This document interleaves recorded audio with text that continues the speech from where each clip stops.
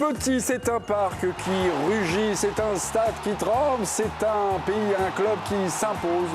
Une deuxième année consécutive en Ligue des Champions. La séance de tir au but a été extrêmement bien gérée. On n'a pas tremblé. Maintenant qu'on a gagné, évidemment, on peut frimer. 4 tirs au but à 3, c'est l'infortuné Gabriel.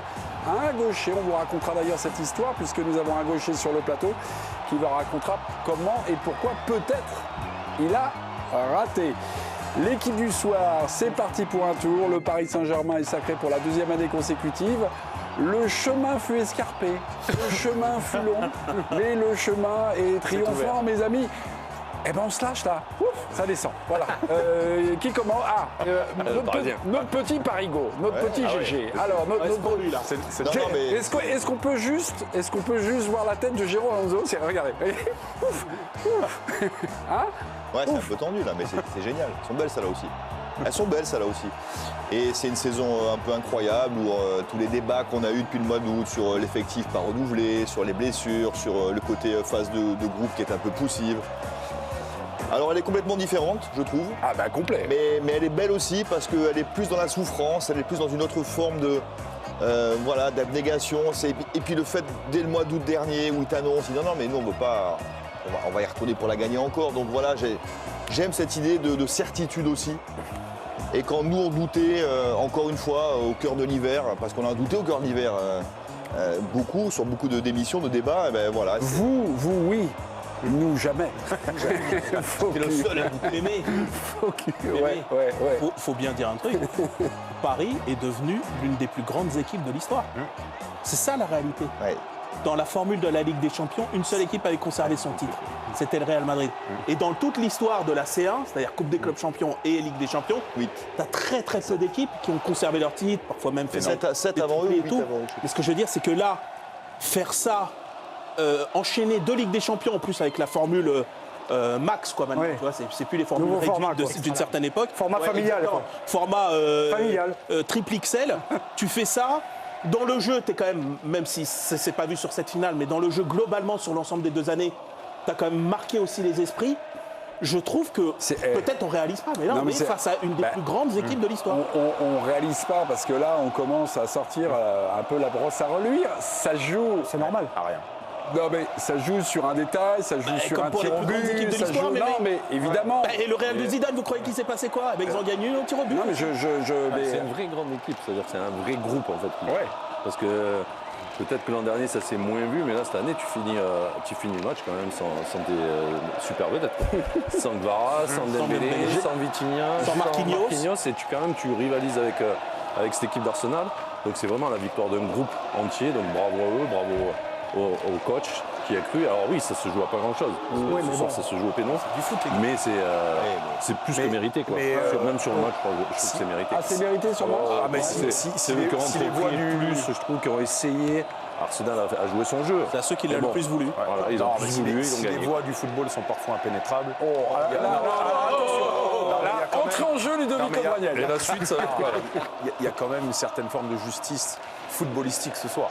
Ce que nous a proposé Arsenal, c'était franchement pauvreté absolue. Alors Paris ne fait pas un grand match non plus.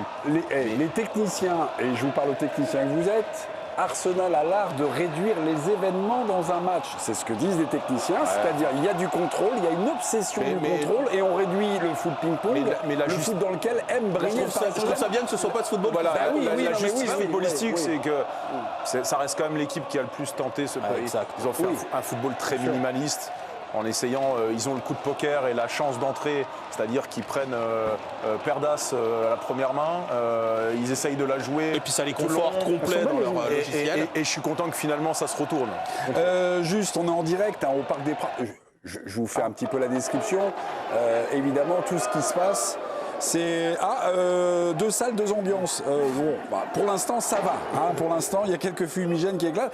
Mais on me dit, mais va au Parc des Princes, regarde, l'ambiance est magnifique. On a David Ayello, je ne sais pas si David nous entend. Mais là, il y a quelque chose il y a un parc qui s'est soulevé dès le coup de sifflet final. Je vous vois, mon David, vous vous cachez, vous voulez pas avoir le micro. Je vous passe la main. Si vous m'entendez, David, c'est à vous. Oui, écoutez, l'ambiance, ce que je peux vous dire, Il y a un an, quasiment jour pour jour, on vous présente en exclu sur la chaîne L'Équipe un maillot avec un petit truc en plus qui est rentré dans l'histoire. Cette fois-ci, c'est un maillot avec 2 petits trucs en plus. 2 étoiles pour le Paris Saint-Germain, un maillot qui va devenir évidemment non pas historique, mais cette fois-ci légendaire à l'image de cette soirée complètement folle qu'on a vécu ici au Parc des Princes. Le back-to-back absolument. Bon, la liaison est mauvaise, mais on a bien compris. Vous avez fait le job. C'est la petite boutique de David Ayolo qui, chaque saison, désormais, nous présente le nouveau maillot. Avec un petit truc en plus. Gagner la Ligue... Je vous passe la main, Nabil. Je vous ai vu, vous avez levé la main, vous êtes poli. Gagner la Ligue des Champions 2 fois de suite, c'est arrivé donc pour la 9e fois, Paris le réalise. Il y a le Real à 2 époques différentes. Il y a le Benfica, l'Inter dans les années 60. Puis après, dans les années 70, ça a été une grande mode. Il y a eu l'Ajax 3 fois, le Bayern 3 fois, Liverpool 2 fois, Nottingham. On arrive là jusque dans les années 80, 1980. Et puis après, il y a Milan, 89-90. Et après, il faut retrouver le Real de Zidane.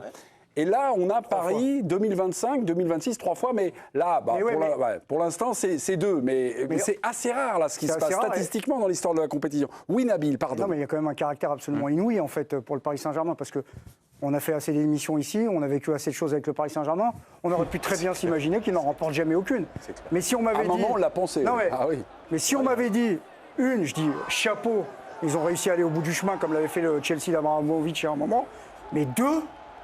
Honnêtement, en fait, c'est ça qui est dingue, quoi. En fait, c'est-à-dire qu'ils ont marqué. Oui, c'est inversement proportionnel à toutes les malédictions qu'ils ont eues, quoi. C'est ça. Donc, en fait, c'est un peu comme quand Cristiano Ronaldo, il disait les buts, c'est comme le ketchup, quand ça arrive d'un coup, quoi. Oui. Et là, les trophées pour le Paris Saint-Germain et les titres de C1, il n'y en a pas eu. Et puis quand ça arrive d'un coup. J'ai eu peur pour vous parce que vous étiez mal barré avec ce petit proverbe à la Cristiano, mais vous êtes allé au bout. Donc il fallait bien formuler, quoi. Et ça, c'est extrêmement louable. Mais à un moment, avec la bouteille de ketchup, j'ai senti que vous alliez un petit peu. J'ai failli faire la vanne, mais Tanguy a été plus rapide que moi sur les. Tanguy est très rapide. J'aurais été dans la sauce. Ok.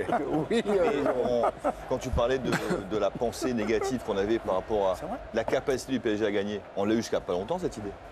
Novembre dernier, pas celui-là, mais il y a 1 an et demi, quand ils perdent au Bayern, on était là le soir, où ils perdent 1-0. Ils ont 5 points après 5 journées, c'est la catastrophe internationale. Ils sont quasiment statistiquement éliminés. Ça veut dire que cette idée-là, on l'a eu jusqu'à pas longtemps, et en fait, tout allait très vite. Du replacement de Dembélé, à l'arrivée de Gvara, à l'avènement de Donnarumma aussi, et de Doué. Donc ça veut dire que ça a été, en fin de compte, là, on vit une page d'histoire. Je trouve que c'était... Les clubs dont Mémé parlait, ils se sont construits. Ils avaient une histoire, Là, c'était super vite. Oui, là, il y a une espèce de turning point. Le turning point, tu vois, le Manchester City d'il y a 1 an et demi, par exemple, tu vois, 0-2. 0-2, t'es éliminé, et puis après, jusqu'à ce soir. Ouais, bien sûr. C'est incroyable. Alors qu'au Parc, l'émotion est à son comble. Je vais citer les grands auteurs. Luis Enrique, qui avait déclaré l'an dernier, avant le triomphe contre l'Inter, c'était avant. La première Ligue des Champions, la première C1, c'est toujours plus difficile. Sous-entendu, peut-être que la deuxième. Alors, généralement, il a raison sur tout. Mais celle-là, elle était quand même beaucoup plus difficile. Le chemin était beaucoup plus escarpé durant cette saison. Et puis, je suis pas sûr de ça. Ben non, regardez, l'année dernière, le 8e de finale contre Liverpool, il s'était joué au tir au but. Cette année, ils ont explosé Chelsea. Le quart de finale à Villa, souvenez-vous, le match retour. Mais alors, là, tu es en train de basculer dans Je vous attends sur la finale. Mais oui, non, mais très bien. Non, mais la finale, ça va... Non, mais là, vous avez l'air de dire, c'est le parcours qui a été plus difficile. Moi, je trouve que le parcours, globalement, ils l'ont plutôt maîtrisé. La finale, par contre, on savait que la finale, ce ne serait pas contre l'Inter. On savait que ce serait autre chose. Peut-être que Mémé dit aussi tout ce qu'on a vécu dans la saison avec les blessés autour, avec l'effectif qui n'a pas été renouvelé. Tu vois, je pense que c'est plus la sensation, un peu d'épuisement et mental et physique qu'on avait. Tu vois plus, mais sur les matchs et les maisons directes. Jérôme, la grande bascule de tout ça, c'est l'arrivée de Luis Enrique et son empreinte sur la préparation mentale des joueurs. Elle est symbolisée ce soir par la séance de tir au but, où tu perds quand même tes 3 tireurs majeurs, qui sont Vitinha, Dembélé et Gvara, et tu arrives à faire une séance plus que correcte, avec une espèce de sérénité encore qui se dégage, même d'un garçon comme Beraldo, d'un garçon comme Gonzalo Ramos, qui n'ont pas eu des énormes temps de jeu cette année. Nous, on était plus stressés que quand on a vu Beraldo, on s'est dit « Oh là !» Non, mais ce qui se dégage en fait de cette équipe, c'est qu'elle ne panique jamais. Bravo. La gestion émotionnelle, elle est juste impeccable. Ils sont revenus dans leur match comme il fallait, ils sont secoués un peu la mi-temps. Gvara a mis le truc qu'il fallait. ils sont revenus, mais jamais tu sens une équipe en panique, désarçonnée. Ludo, il y a un Désarsenal. mot qui est compliqué en sport de haut niveau, c'est le mot certitude. Ouais. Et moi, je trouve qu'ils sont habités de ça. Enfin, en tout cas, que le coach est habité de ça, et qu'il leur a transmis l'art de la certitude. Et ça, je trouve que c'est une des choses les plus dures à transmettre dans un sport co. C'est le point de bascule. Parce qu'il ne faut pas le transmettre à un joueur dans un sport au tennis, il faut le transmettre à tout un groupe. Et ça, je trouve que c'est remarquable de la part du coach. Sur les tirs au but, le Paris Saint-Germain est invaincu. C'est le 4e titre, c'est incroyable cette année. 4e titre. Depuis Liverpool en 8e de finale il y a un an, en fait, ils ont enchaîné les séances victorieuses. 4 titres cette année. Ouais. En plus, oui, il y a les titres. Ça en dit long. Le titre, Super Coupe d'Europe, Trophée des Champions, Coupe du Monde des clubs, et là. Celui-là. Et en plus, là où c'est dingue, c'est qu'il gagne la deuxième avec un autre gardien, quoi. Non mais, c'est un truc de fou, parce qu'en général, c'est des cycles. Bon, le Real, ça a toujours été Courtois, par exemple, quand ils ont gagné. Et eux, d'une année à une autre, sur un poste aussi stratégique. De chacun. C'est-à-dire, même si tu parles de Liverpool, il y a 3 gardiens. Donnarumma, Liverpool, Chevalier, trouver des champions, et la première en août, là, je ne sais plus ce que c'était, et Safonov, 3 gardiens en un an. Mais Nabil a raison, c'est-à-dire que quand tu vois la campagne de Donnarumma à partir des 8e, comme il avait été. Tu changes pas de gardien normalement. Exactement.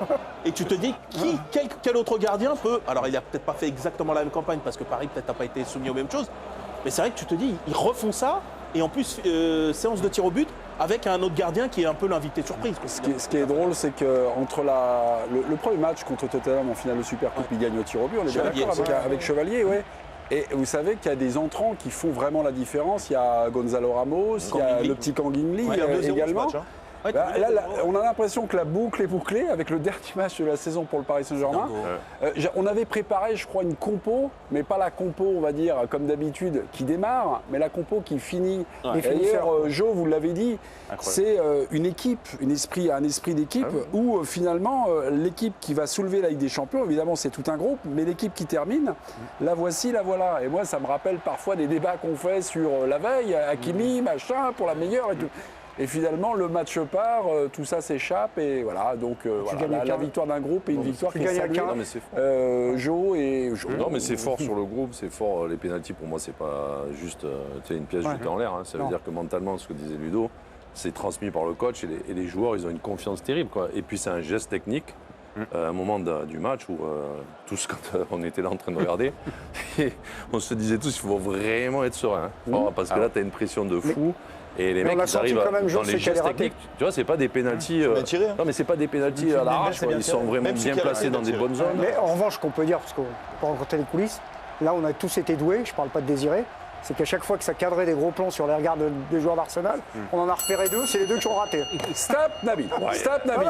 À la pause, vous connaissez le concept. Il était dans sa finale, Nabil. À la pause, 6 sur 7. À la pause, vous connaissez le concept. On demande aux chroniqueurs un prono sur le score final. Le score était de 1-0 en faveur d'Arsenal. Finalement, c'est Paris qui triomphe à l'issue des tirs au but.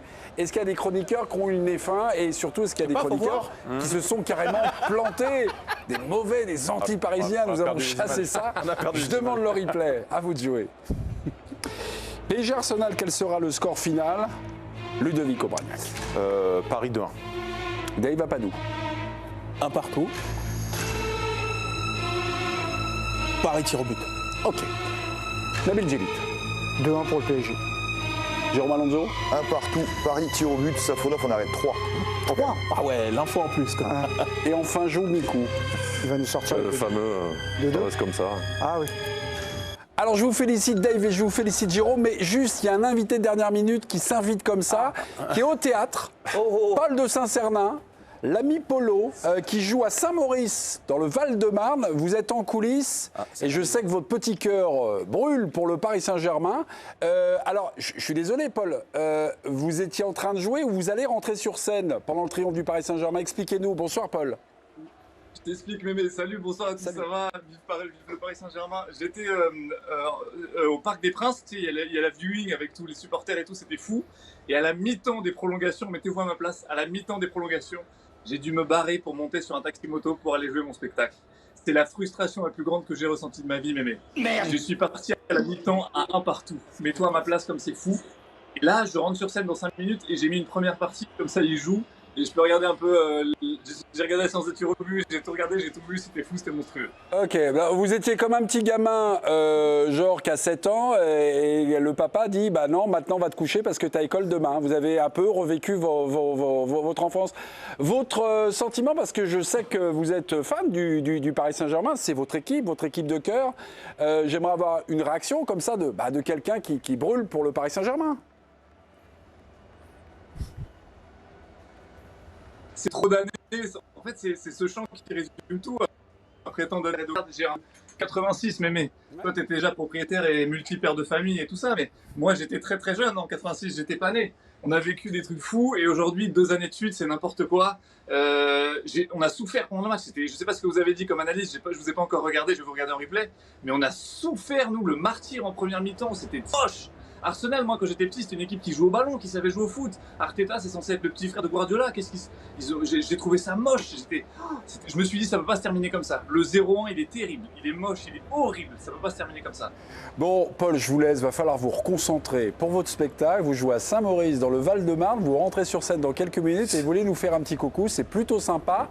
Je vous souhaite rien du tout parce qu'il paraît que les artistes, il ne faut rien leur dire. Il y a des mots qui sont proscrits. Donc, je vous embrasse, Paul. Bon spectacle et merci de nous avoir fait ce petit coup d'œil. Salut Paul, félicitations pour votre club de cœur. Salut Paul.